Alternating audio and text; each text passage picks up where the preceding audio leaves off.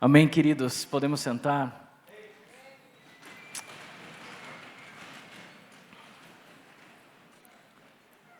Primeiramente, obrigado ao pastor Moisés, pelo convite, que me honra demais.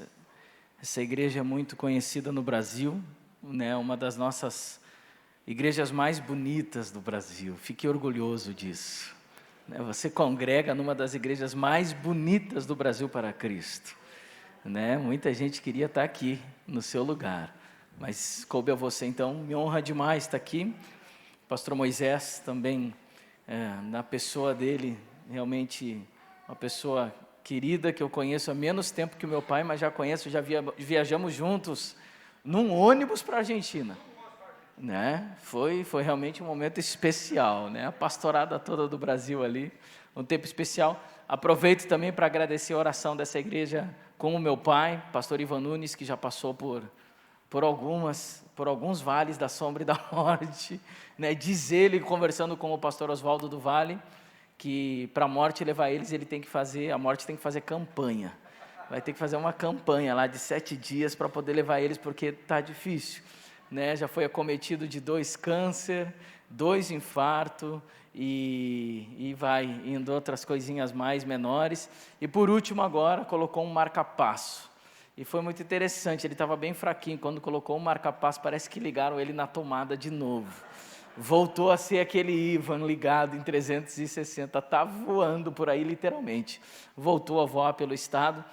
Daqui 15 dias vai estar aqui, no Paraná, no Congresso de Mulheres, junto com a mãe. Ele está voando tanto que quando ele não é convidado para pregar, ele vai de motorista, que é o caso, ele está vindo de motorista, Então, deixo aqui o agradecimento e já o abraço que ele me mandou aqui no WhatsApp. Mando um abraço para o pastor Moisés, para essa igreja linda. Então, já deixo o abraço para todos vocês.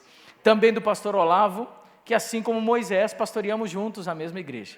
Meu irmão, pastor Olavo, meu irmão, que pastoreia a igreja de Porto Alegre, eu estou junto com ele ali, não há 18 anos, mas estamos ali junto há já 10 anos, pastoreando junto. Hoje eu estou pastoreando também a igreja de Esteio, que também trago um abraço da igreja de Esteio, e também trago um abraço da minha esposa. Eu tenho que parar um pouquinho, ainda mais aqui eu sei que está sendo filmado. Uma mulher linda, espetacular, mulher mais linda do Brasil. Desculpa as irmãs que estão aqui, e eu tenho certeza que seu marido não concorda em nada com essa afirmação, e eu fico feliz de discordarmos nesse ponto. Uma mulher linda, especial, querida.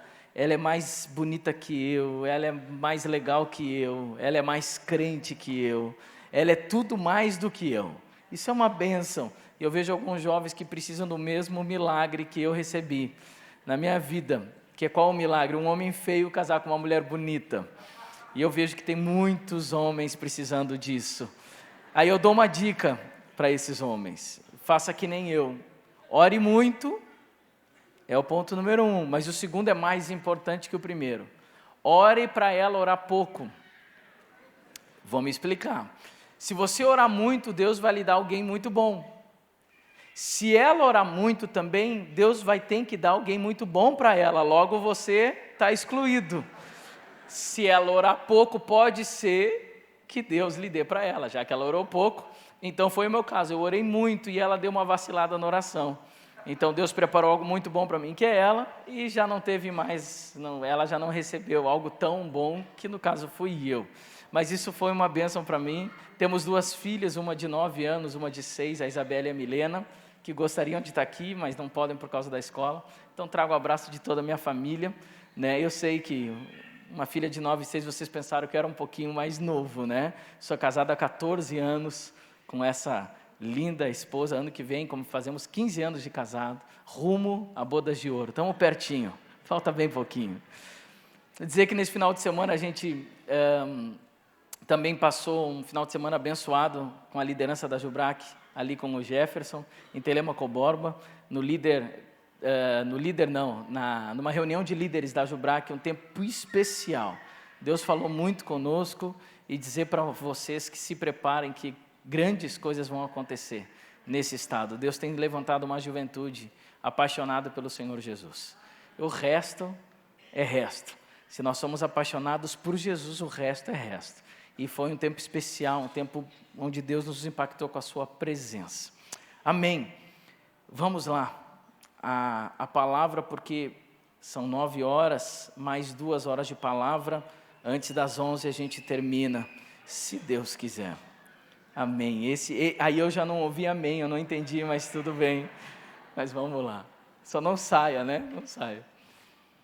A palavra que Deus colocou no meu coração hoje é uma palavra que Deus já tinha colocado no meu coração e eu já ministrei ela mais de uma vez. E eu queria nessa noite, entendendo e crendo que é do Senhor Jesus, compartilhar com os irmãos. É muito difícil pregar em outro lugar porque a gente ora para saber o que Deus quer que a gente fale. Muito fácil a gente achar que a gente tem que falar alguma coisa. E é muito difícil entender o que Deus quer que eu fale. E eu creio que se Deus tiver misericórdia de mim, é exatamente o que você precisava ouvir nessa noite. Se Deus quiser, Deus pode lhe abençoar. Apesar de mim, Deus pode lhe abençoar. A palavra de hoje é um tanto quanto reflexiva. Reflexiva por quê? Reflexiva porque eu creio que nós como cristãos, nós temos algo que ninguém tem. Nós temos um poder que ninguém tem. O cristão, quando aceita Jesus, ele deixa de ser um ser humano normal. Você sabia disso? Você é quase um super-herói. E é verdade. Quando você aceita o Senhor Jesus, algo acontece, a Bíblia fala isso. A Bíblia fala que sobre você é derramado o Espírito Santo. E quando o Espírito Santo é derramado sobre você, você recebe um poder sobrenatural. Quem é que tem poderes sobrenaturais, se não são os super-heróis? Quando eu era menor, há uns 2 semanas atrás, eu queria ter o poder de ficar transparente. Eu não sei, sempre quis esse poder de ficar transparente. Claro que não é bíblico, óbvio, eu nunca orei sobre isso. É vontade de guri, como diz lá no sul. Talvez alguns aqui tiveram a vontade de voar. Eu sei que algumas crianças tentam voar e não conseguem.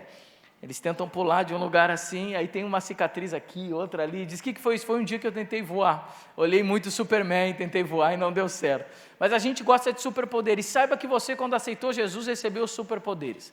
Poder do Espírito Santo. Mas o que esse superpoder dá? Esse superpoder dá coisas maravilhosas para você.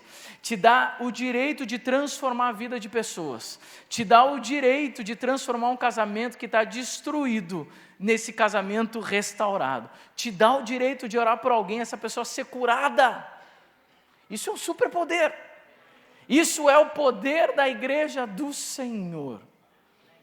É muito legal que às vezes a gente tenta converter muitas pessoas. E as pessoas tentam discutir contigo sobre fé e religião. Mas quando Deus lhe usa com o poder do Espírito, não há discussão. Quando alguém vê alguém sendo curado, até o médico mais ateu diz assim, eu não sei o que aconteceu. Mas eu sei que não tem nada a ver com medicina. Isso é superpoder. O problema é que nós como igreja estamos um tanto quanto adormecidos nesse poder. Por que estamos adormecidos nesse poder? Porque não conseguimos exercer o Evangelho na totalidade do Evangelho. Porque não conseguimos ser o cristão que Deus espera de nós. Porque não conseguimos muitas vezes tornar versículos que são tão verdades e se tornar verdade na nossa vida. Por exemplo, versículos que dizem que nós faríamos coisas iguais ou maiores a que Cristo fez. E eu tenho algumas respostas. Pelo menos eu acho que eu tenho algumas respostas. Antes da gente tentar responder isso, deixa eu ler uma frase de Dietrich Bonhoeffer, se é assim que fala o nome dele. Tornaram-se baratos as mensagens e os sacramentos, batizou-se, confirmou-se, absolveu-se, todo um povo sem perguntas nem condições. Por humanitarismo deu-se o santuário aos zombadores e incrédulos, dispensaram-se rios sem fins de graça, mas o chamado ao discipulado rigoroso de Cristo ouvia-se cada vez mais raramente. Talvez uma das grandes respostas para isso é talvez uma outra pergunta. É dizer quanto eu e você estamos dispostos a nos entregar de verdade a esse cristianismo. Quanto eu e você estamos dispostos a aceitar Cristo não só da boca para fora, mas de verdade com o nosso corpo. Mas o que isso significa, César? Para a gente entender um pouquinho o que isso significa, eu quero que você abra a sua Bíblia. E que junto a gente leia Lucas capítulo 9, versículo 57. Abra a sua Bíblia em Lucas capítulo 9.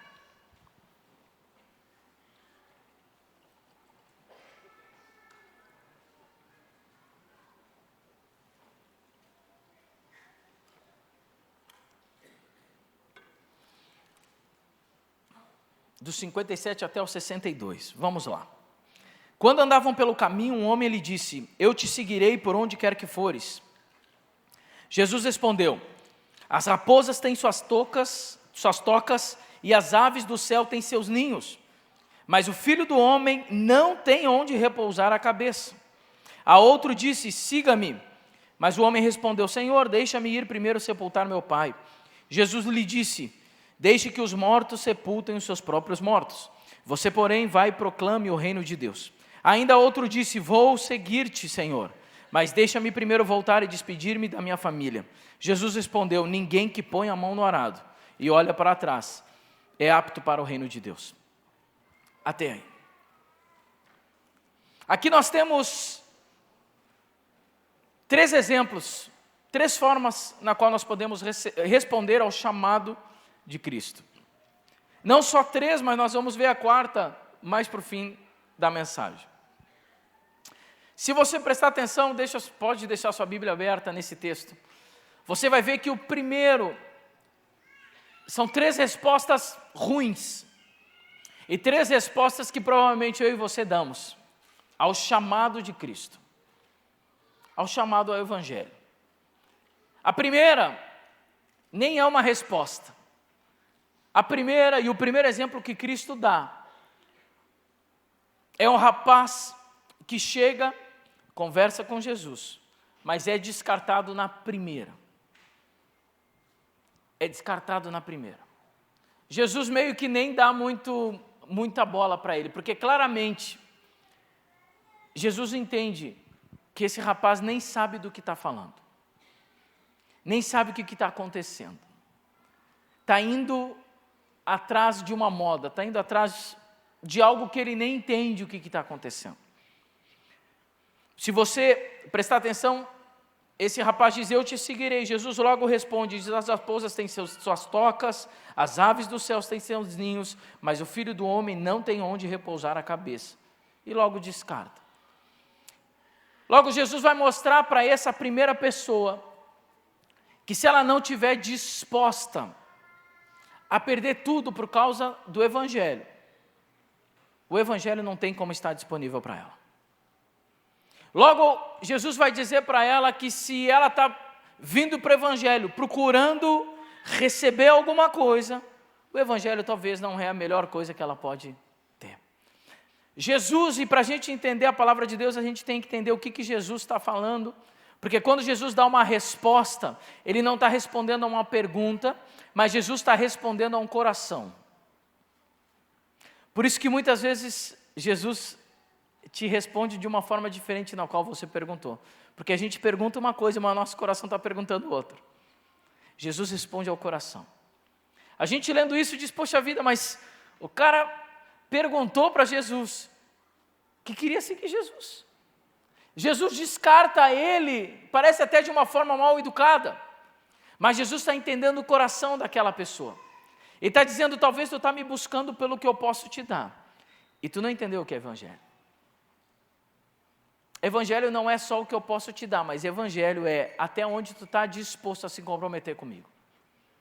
Até onde tu está disposto a largar tudo por amor a mim. Esse é o primeiro jovem. Tem uma frase do Russell Shedd, pastor Russell Shedd, que diz o seguinte: os que valorizam segurança e conforto acima do Senhor são proibidos de seguirem a Cristo. Muitas vezes nós procuramos o Senhor, e claro que nós procuramos às vezes o Senhor porque o tempo ruim chega e está tudo bem. O problema é quando a gente só busca o Senhor porque o tempo ruim chegou. O problema é quando a gente só busca o Senhor porque Ele tem algo para nos dar. É isso que Jesus claramente está condenando nessa primeira amostra de seguir a Cristo. A segunda amostra de seguir a Cristo é um pouquinho diferente do primeiro, porque nessa pelo menos Jesus convida essa pessoa dizendo, então tá, me segue. Mas a resposta desse segundo faz com que Jesus desaprove totalmente a ideia desse segundo de seguir Jesus. Ele diz o seguinte, ele diz, Senhor, eu te sigo, mas antes de eu te seguir, deixa eu voltar e enterrar meu pai. No contexto judaico, a gente tem que entender que quando ele está falando de enterrar o pai, não é que o pai está morto, ele só quer enterrar. Porque os judeus não fazem velório como nós. O judeu faleceu, enterrou, acabou. Se aquele jovem estava longe do pai, é porque muito provavelmente esse pai não tinha morrido. Quando ele está dizendo, deixa eu enterrar meu pai, ele está dizendo em outras palavras para Jesus, dizendo, eu te sigo, mas deixa eu voltar, deixa meu pai morrer, deixa meu pai me dar a minha herança, e depois que eu tiver a minha herança e minha segurança, eu posso te seguir. Eu preciso de segurança. Eu preciso que tu me dê algumas prerrogativas que vai dar tudo certo. Porque eu ouvi falar que te seguir é muito arriscado. Eu e a minha esposa, a gente fez uma viagem para Israel. Voltando de Israel, a gente parou numa conexão pela Inglaterra, onde nós temos um amigo que mora lá e ficamos ali alguns dias com ele.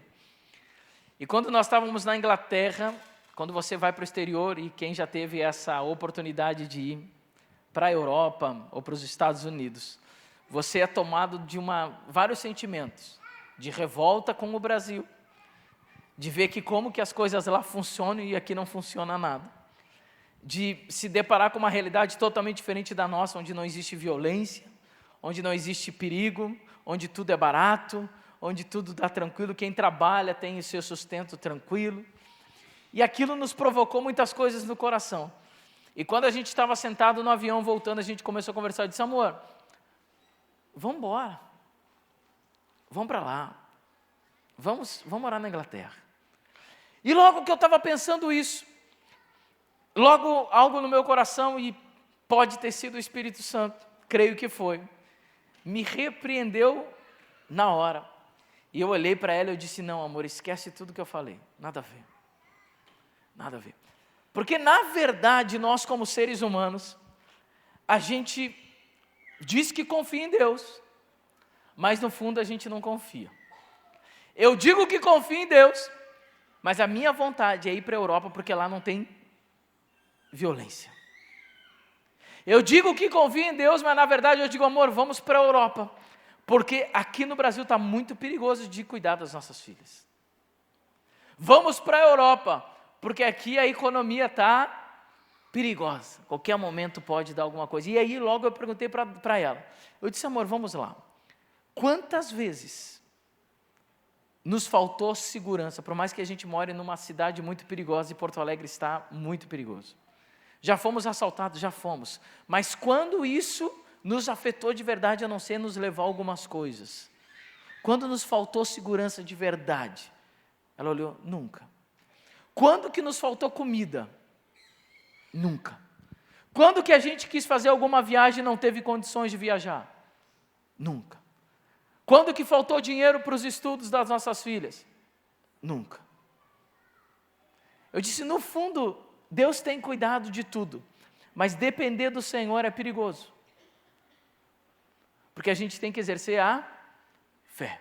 E a gente, como ser humano, não gosta de exercer a fé. A gente quer ter tudo no controle, para olhar para o céu e dizer, Senhor, faz o seguinte, é assim, ó, viver contigo é muito perigoso. Então, descansa, deixa que eu resolvo aqui. E aí tu pode cuidar de algumas outras pessoas. É isso que esse jovem está querendo fazer, está querendo dizer, eu até te sigo, mas antes deixa eu ter a minha segurança. Deixa eu pegar a minha herança. Deixa eu viver dos meus recursos, porque eu estou sabendo que viver contigo é muito perigoso, que os discípulos tiveram que largar tudo, que eles têm que esperar a multiplicação dos pães, e a multiplicação dos pães só acontece na hora de comer, não acontece um dia antes, não tranquiliza. Os seus milagres são feitos sempre nos 45 minutos do segundo tempo. É muito perigoso confiar no Senhor. Quando Jesus descobre que esse é o sentimento desse jovem, ele olha para esse jovem e diz: muito obrigado. Não precisa. Tu não entendeu o que é evangelho. Vem um terceiro e diz o seguinte, e Jesus diz para ele: então me segue. E ele diz: Senhor, eu te sigo. Eu não quero nem me enterrar meu pai. Só deixa eu voltar e me despedir dos meus pais. Eu não preciso enterrar. Eu só quero dar um abraço neles. Eu só quero dar um último cheiro neles, como alguns dizem. Jesus também percebe que tem um problema. E aqui ele fala algo que nós usamos, fora desse versículo, que é uma grande verdade, que diz: aquele que põe a mão no arado e olha para trás, não é digno. E aqui é muito interessante, porque aqui talvez a gente pode usar eles em muitos contextos. Pessoas que entram no Evangelho, mas ficam olhando para trás. Ficam olhando para a velha vida, continuam olhando para a vida de pecado, continuam flertando com o pecado, continuam flertando com a velha vida, com o velho homem, com o velho César, continuam olhando para trás e continuam calculando se realmente valeu a pena aceitar Jesus. Será que realmente minha vida melhorou tanto quando eu aceitei Jesus? Um evangelho tanto quanto egoísta, que a gente acredita que aceitar Jesus, a gente aceita para melhorar a nossa vida. Aceitar Jesus é para que Cristo faça em mim tudo o que eu quero. Aceitar Jesus é receber de Deus o que eu quero. Um tanto quanto egoísta, Jesus obviamente descobre o coração desse jovem e diz: tu também não serve para me seguir. São 3 exemplos de cristãos que provavelmente não desfrutam do superpoder do Evangelho. Por quê? Porque não entenderam talvez o que é Evangelho. Mas tem um 4º exemplo, e é sobre esse 4º exemplo que eu quero que a gente reflita nessa noite, que está em Marcos capítulo 2. Abra sua Bíblia em Marcos capítulo 2.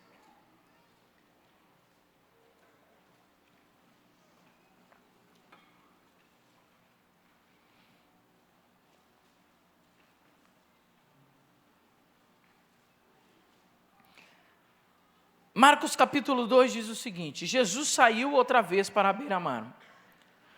Uma grande multidão aproximou-se e ele começou a ensiná-los. Passando por ali, viu Levi, filho de Alfeu, sentado na coletoria. E disse-lhe: siga-me. Segura aí, a gente já leu o finzinho. Levi, filho de Alfeu, não é nada mais, nada menos que o evangelista Mateus. E aqui é o chamado de Jesus para Mateus. E para a gente entender a Bíblia, é legal a gente entender o que está acontecendo, porque às vezes a gente lê batido e não consegue entender a palavra.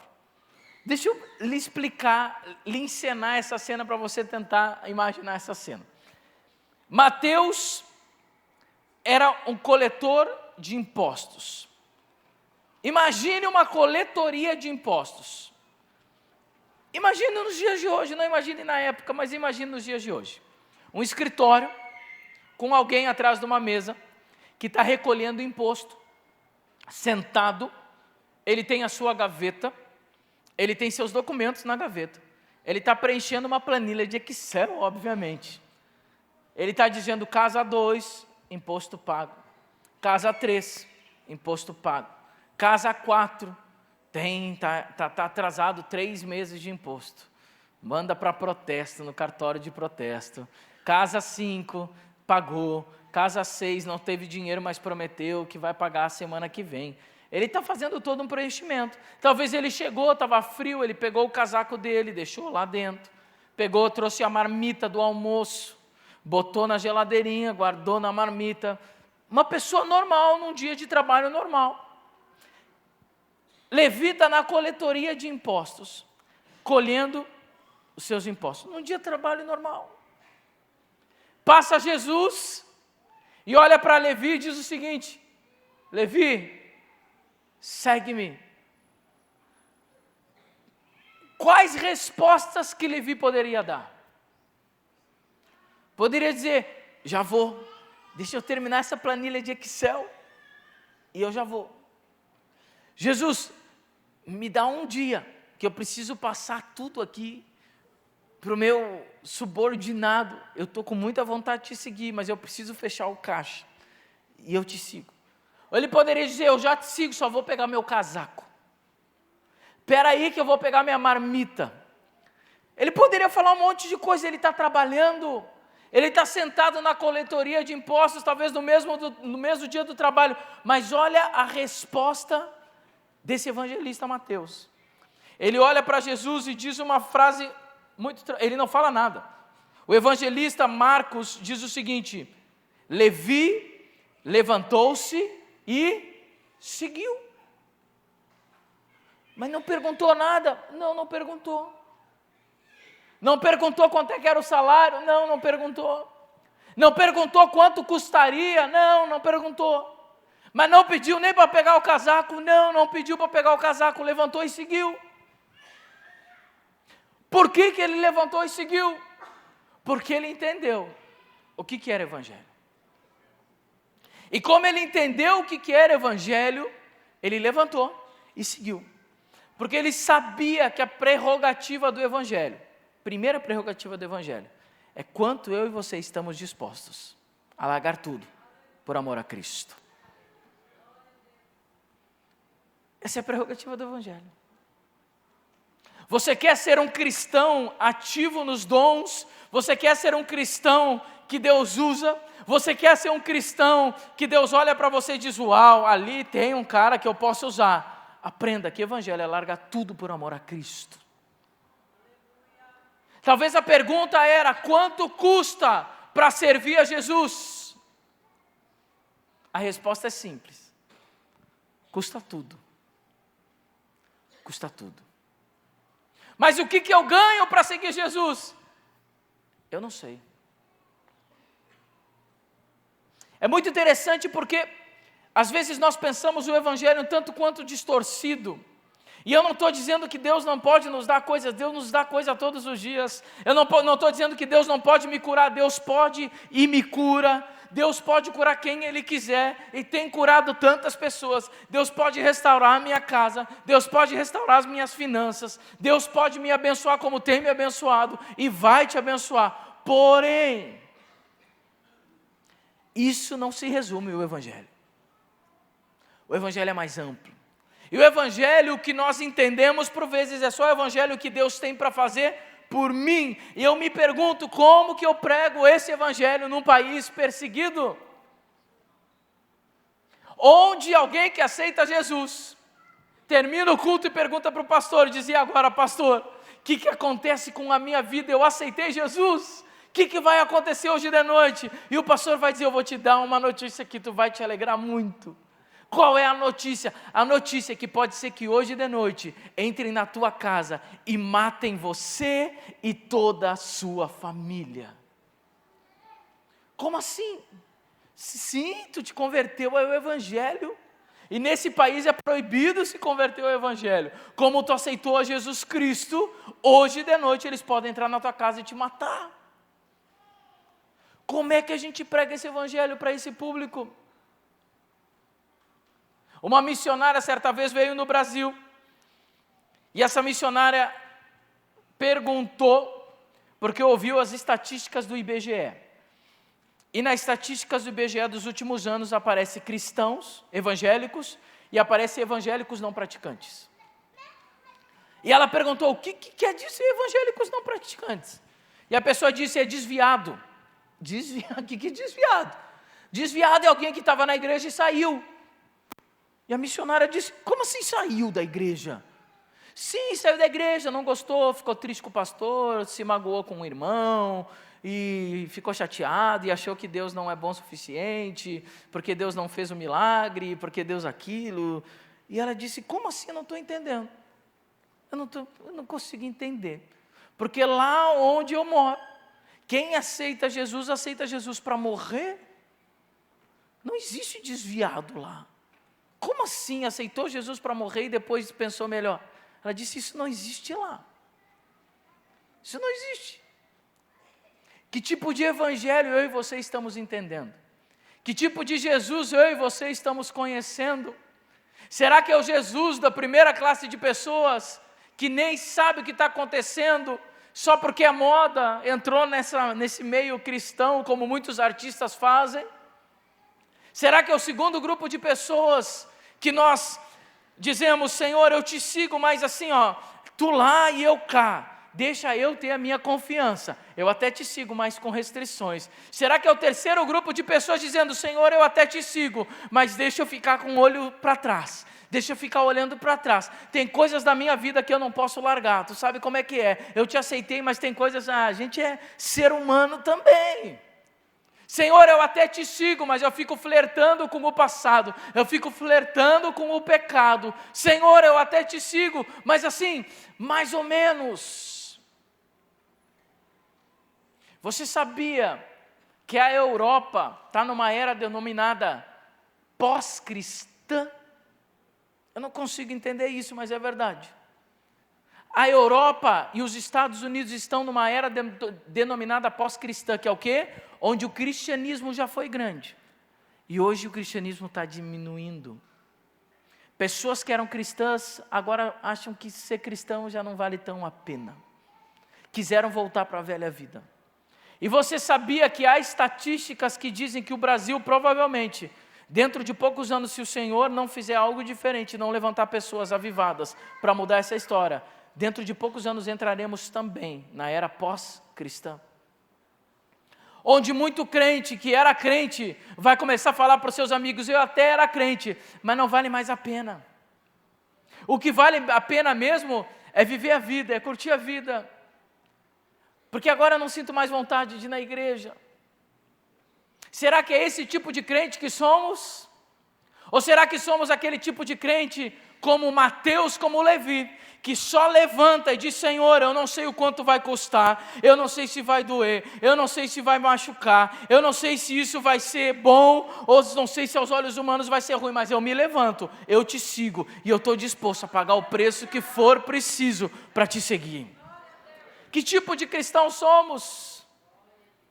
Eu me lembro de duas histórias. A primeira, de Paulo, em Atos capítulo 21, quando Paulo está se preparando para subir para Jerusalém, no final do seu ministério, pelo menos final de ministério, de viajar, depois ele vai ficar bastante tempo preso e vai escrever várias cartas na prisão, mas antes ele está indo para Jerusalém, e ele para na casa de Filipe, em Cesareia, e quando ele está na casa de Filipe, se eu não estou enganado, em Cesareia Marítima, vem um profeta chamado Ágabo na casa, e diz o seguinte, pegou o cinto de Paulo e diz, assim como eu amarro as minhas mãos, o dono desse cinto também será amarrado em Jerusalém. Sabe quem está do lado de Paulo, o que falou para ele? Diz, Paulo, não vai. Paulo, tu vai sofrer, Paulo. Paulo, tu vai apanhar em Jerusalém, Paulo. Paulo, vai custar muito caro a tua ida para Jerusalém. E me encanta a resposta de Paulo para esse povo. Diz, por que vocês estão fazendo isso? Por que vocês estão dificultando mais o meu trabalho? E depois ele diz assim, eu não estou disposto somente a ser amarrado em Jerusalém, mas também estou disposto a morrer por Jesus Cristo. Tem um pastor lá no Rio Grande do Sul que eu gosto muito dele, um queridão que me abençoa muito, pastor Juliano, bem novo, tem 2 filhas, casado com uma esposa, apaixonado por Jesus. Sabe qual é o sonho dele, pastor Moisés? Eu não sei se eu concordo tanto, mas me inspira, eu não tenho esse sonho, eu não sou tão crente. O sonho dele é morrer em missões. É o sonho dele. Ele diz, eu prego, eu tenho uma igreja, ele dirige uma igreja, mas o meu sonho, meu Deus sabe do desejo do meu coração, é um dia estar fazendo missões e ser morto por amor a Cristo. Eu disse, Jesus, eu preciso me converter. Sabe como começou a obra missionária na Amazônia? Você deve saber dessa história. Alguns missionários norte-americanos disseram, nós precisamos ir para a Amazônia. mas lá existem canibais. E eles disseram, nós vamos porque o Senhor está mandando. Então eles se reuniram com as famílias, com as esposas, fizeram um culto familiar, cantaram um hino e foram para a Amazônia.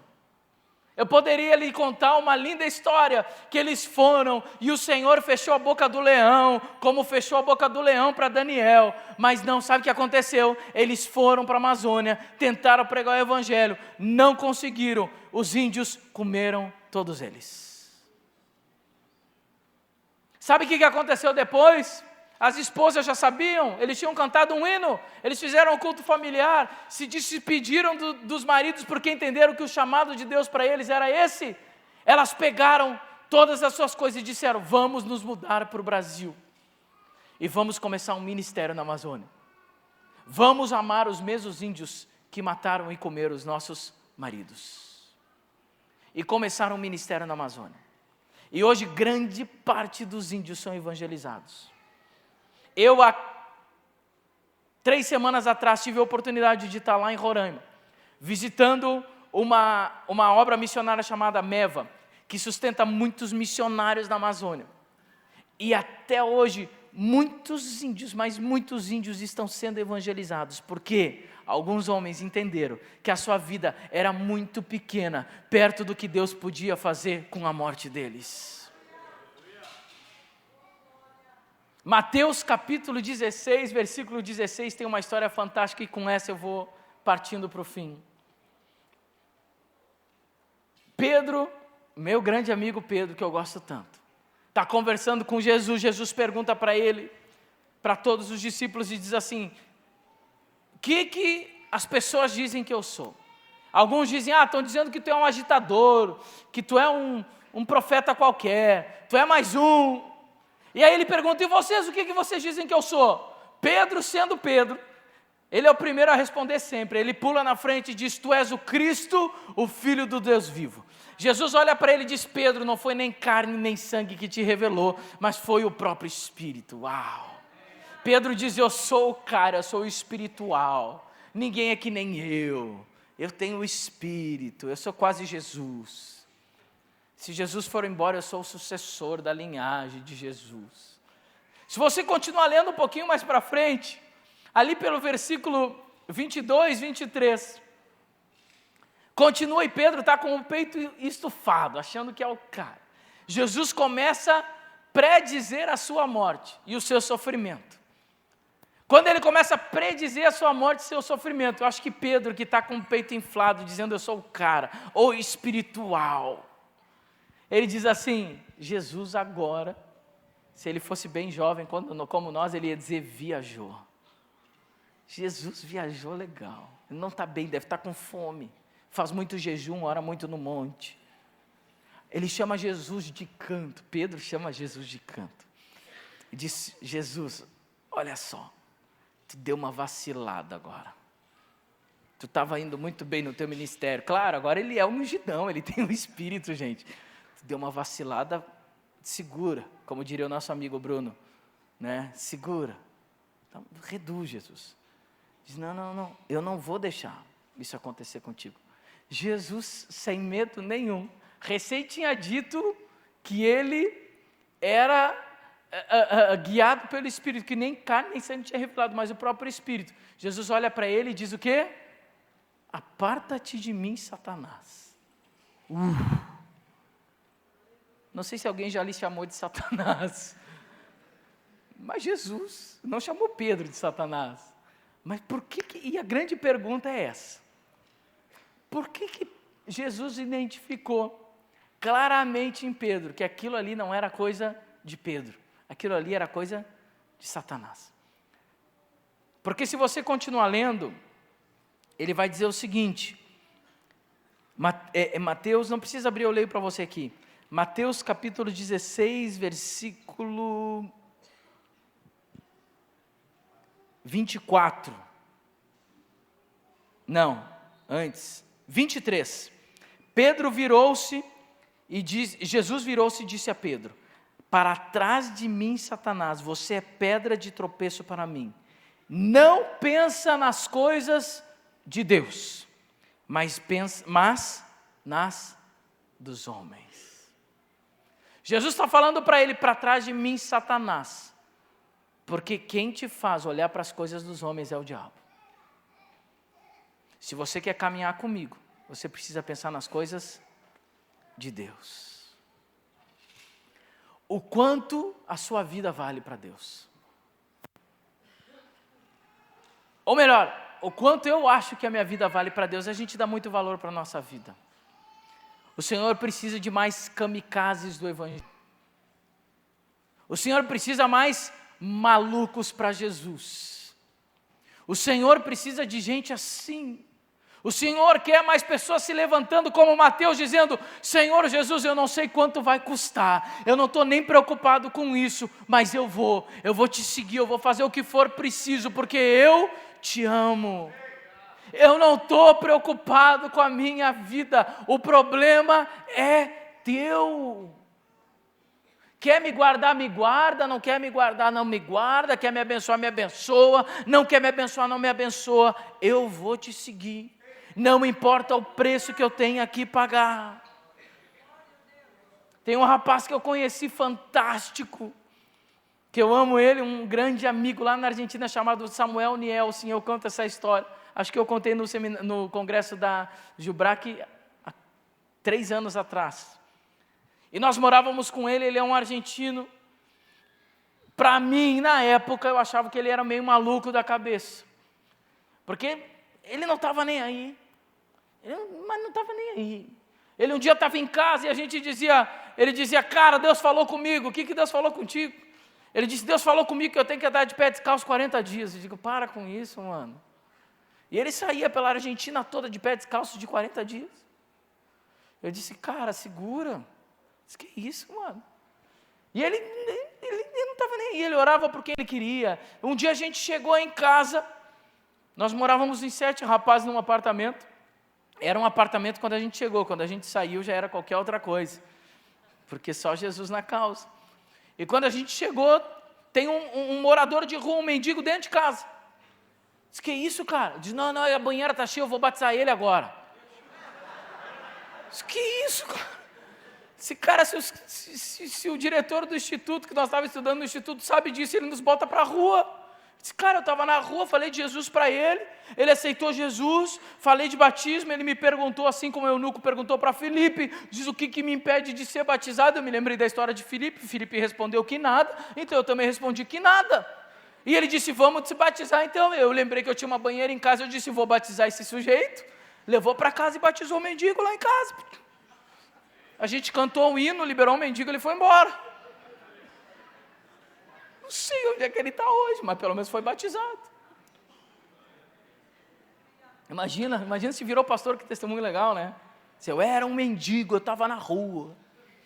Alguém falou de Jesus para mim, me levou para a casa dele e me batizou. Alguém está tentando descobrir quem é o pastor que fez isso. Mal sabe que era um seminarista, aleatório.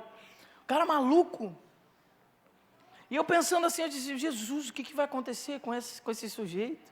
Sabe o que aconteceu com ele? Jesus preparou toda essa loucura porque Deus precisava usar ele, precisava tirar aquele dispositivo que a gente tem medo, sabe? Tirou, ele arrancou dele, ele não tem esse dispositivo. Então ele queria uma vida mais interessante, ele achava a vida muito monótona. E aí ele conheceu uma menina da Turquia, há anos atrás. A Turquia hoje é um estado laico, mas na época não, falar que era crente morria. Ele conheceu uma menina da Turquia, ele disse: é isso? Adivinha? Foi embora para a Turquia. Foi embora, e adivinha, abriu uma igreja na Turquia. Estava louco, ele queria mesmo morrer. Ele disse: eu não sei o que vai acontecer, se eu morrer eu vou para o céu. Olha que coisa boa, acabou o sofrimento. Estou no céu, glória a Deus. Enquanto eu não morrer, eu vou convertendo uns caras aqui. E ele começou e mandava no grupo para nós, diz: hoje 5:30 da manhã estamos aqui em oração. E mandava lá, eu não entendia nada, né? Aprendeu a falar turco rapidão, começou a falar. Pensa num cara, é aquele tipo de sujeito, sem saber que era impossível, foi lá e fez. Casou, um dia desse ele manda para nós um testemunho no nosso grupo, dizendo assim, ele disse: hoje de manhã, Eu acordei e vi que algo estava diferente. Percebi que já era, se eu não me engano, era 6 da manhã, não me lembro que horas que tocava lá a trombeta lá. E ele disse, percebi que algo ficou diferente. Logo eu percebi que a corneta que chama os muçulmanos para oração, a Maomé, que eles oram 4 vezes por dia, se eu não me engano, não tocou. 5 vezes por dia, não tocou. E eu fui tentar descobrir o que era. Logo eu percebi que aquela mesquita havia fechado. Ele disse, pior do que isso, quando eu vim na minha igreja e perguntei quantas pessoas eram daquela mesquita, eu vi que grande parte daqueles muçulmanos que frequentavam a mesquita agora estavam frequentando a minha igreja. Como que Deus pode fazer uma coisa dessas? Quando um cara não está muito preocupado com o que Deus pode dar, não está muito preocupado com a vida dele, mas diz, Senhor, eu não sei quanto vai custar, eu não estou preocupado com o dinheiro que ficou em caixa, eu não quero terminar essa planilha de Excel, eu não quero nem pegar meu casaco e nem minha marmita que eu deixei, eu quero te seguir. Vamos, Jesus, para onde nós vamos? O que eu vou fazer? Qual é a próxima parada? A gente não sofre nada por Cristo. A gente não sofre nada por Cristo.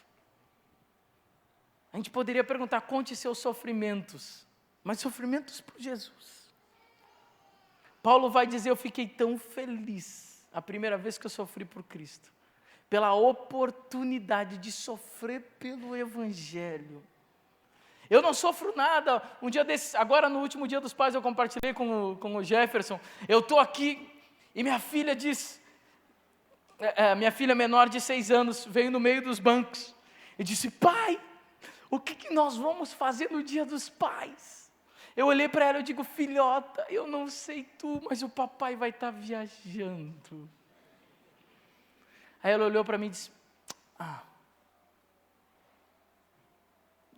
do aniversário dela, esse ano eu vou estar no aniversário dela, graças a Deus que é agora, final dessa semana.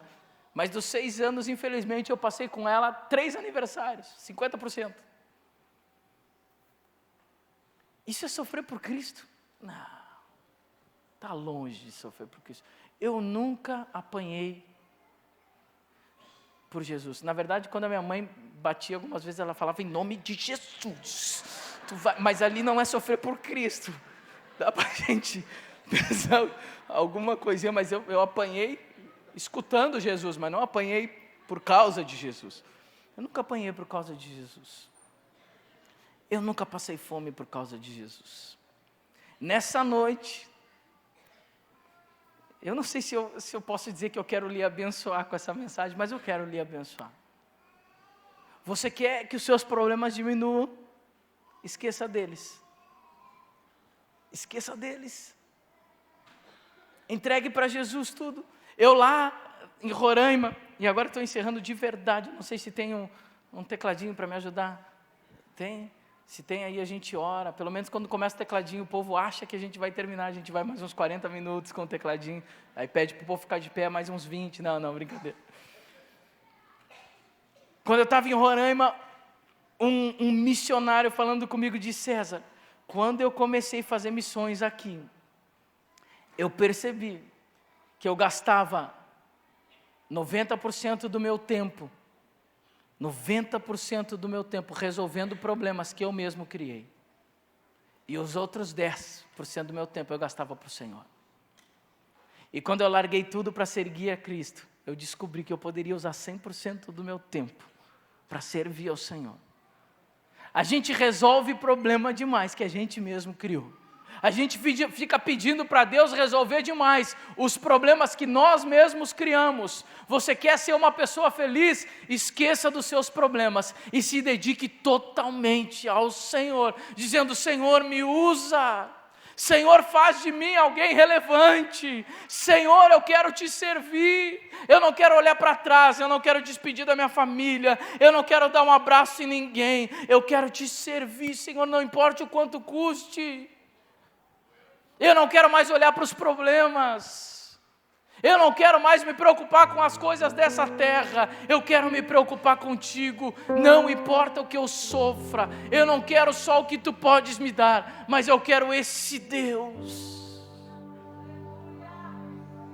Paulo era tão crente que chegou um momento que Paulo disse: eu já não sei mais o que eu quero, eu já não sei se eu quero estar nessa terra, ou se eu quero estar com os céus, porque essa terra para mim não vale mais nada, eu amo estar com o Senhor.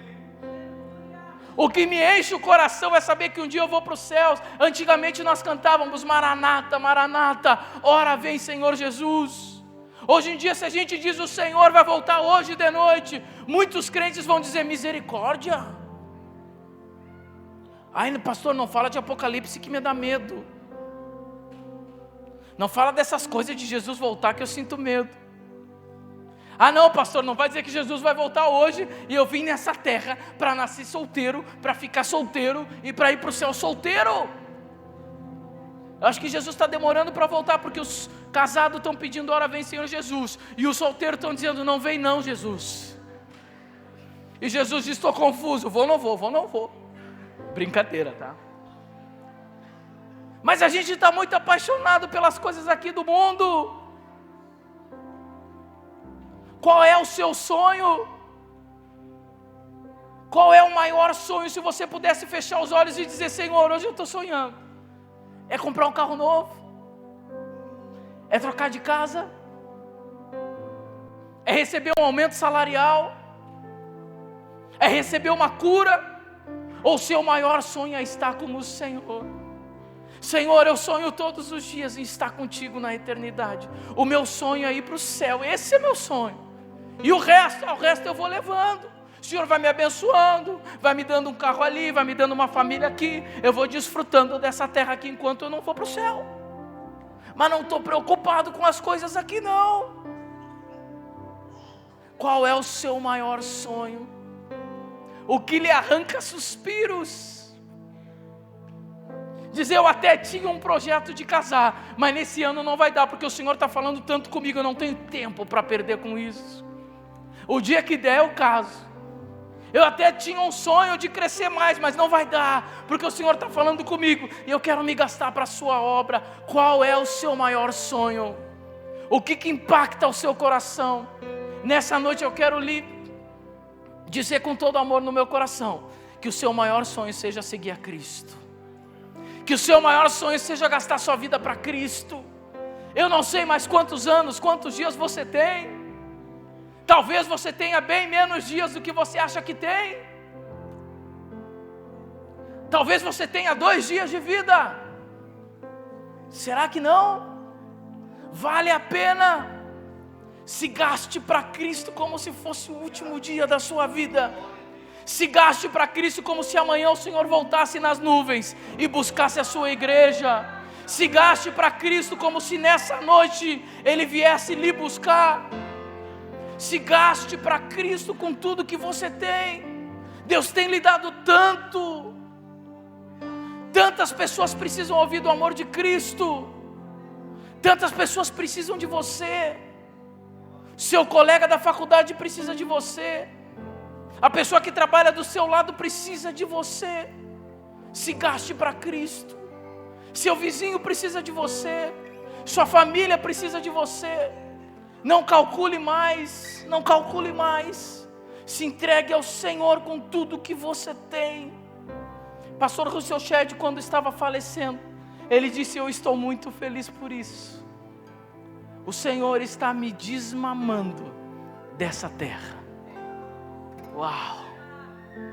Desde lá uma das minhas orações é essa: Senhor, me arranca dessa terra, ainda em vida, para que eu ame mais estar contigo do que estar aqui. Até que um dia o meu desejo de estar contigo seja maior do que estar aqui, e eu não calcule mais. Que o Senhor te abençoe nessa noite. Que o Senhor coloque em você um sentimento profundo de amor ao Senhor, de entregar a sua vida, de entregar tudo que você tem, de usar toda a sua força, de usar os seus últimos dias para o Senhor. Fecha teus olhos. Obrigado, Pai, por essa noite. Obrigado pela Tua palavra, Senhor. Nós precisamos tanto dela. Os nossos olhos, Senhor, se corrompem tanto com as coisas aqui da terra, Senhor. As tuas bênçãos por vezes, ó Pai, nos ofuscam tanto do teu chamado para nós. Nós calculamos demais, nós amamos demais a nossa própria vida, Senhor. Nos ajuda, Senhor, a nos arriscar mais, a gastar mais tempo contigo. Nos ajuda, Senhor, a entender o teu chamado para nós. Eu sei que aqui estão sentados, ó Pai, muitos missionários, muitos pastores, muitos trabalhadores que têm toda a capacidade de transformar a sua empresa, de transformar a sua faculdade, o seu colégio, a sua família. Mas nós precisamos parar de calcular os riscos. Nós precisamos de parar de querer segurança. Nós precisamos parar de olhar para trás. Nos ajuda, Senhor, a entender esse evangelho tão verdadeiro, que nos impulsiona, Senhor, a nos entregar para Ti com todo o nosso ser, com toda a nossa alma. E nessa noite, Senhor, eu te peço que o Teu Espírito Santo faça em cada coração aquilo que eu não tive capacidade de fazer, aquilo que a minha limitação impediu de fazer, e nos convença da Tua palavra. Levanta, chama homens, chama mulheres, chama jovens, chama adolescentes nessa noite, Senhor, para gastarem a sua vida para Ti, porque o Brasil precisa, porque o Brasil precisa, porque o Paraná precisa, porque Londrina precisa, porque o mundo precisa que homens e mulheres se levantem, dispostos a sofrer, dispostos a morrer, dispostos a se entregar a Cristo com tudo que tem, dispostos a se desapaixonar das coisas aqui da terra, dispostos, ó Pai, a não amar os prazeres desse mundo, mas amarem a Cristo, amarem a Cristo. Derrama sobre nós, ó Pai, esse entendimento, essa graça e essa unção, em nome de Jesus. Amém e amém.